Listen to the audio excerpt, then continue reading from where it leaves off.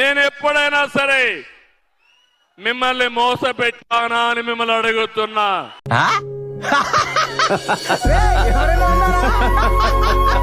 నేను ఎప్పుడైనా సరే మిమ్మల్ని మోసపెట్టానా అని మిమ్మల్ని అడుగుతున్నా.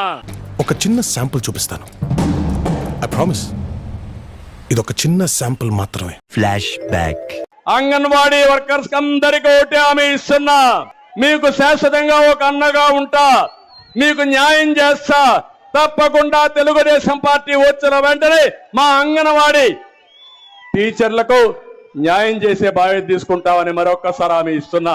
కట్ చేస్తే ప్రభుత్వం ఎంత చేతకాని ప్రభుత్వం అంటే ఇంతమంది మహిళలు రాత్రి రోడ్ల మీద ఉంటే కనీస వేతనం పెంచాలని ఆలోచన లేకుండా ఈ రోజు అరెస్టులు చేసి దారుణంగా అందరిని ఈడ్చి బస్సులు ఎక్కించే పరిస్థితి ఏర్పడుతుంది. మొత్తం కూడా లాక్కుంటున్నారు సార్. మాయాలు ముగ్గురు ఉన్నారు. పర్సు మాకలేదు, బ్యాగ్ మాకలేదు అని కూడా ఉండేకున్నారు. వాళ్ళు ఓట్లేసి గెలిపించుకునేందుగా మాకు ఈ శిక్ష. చేస్తే చేస్తానని చెప్తా, చెయ్యలేకపోతే చెయ్యనని చెప్తాను తప్ప ఒట్టొట్టే మాటలు చెప్పే మోసం చెయ్యను.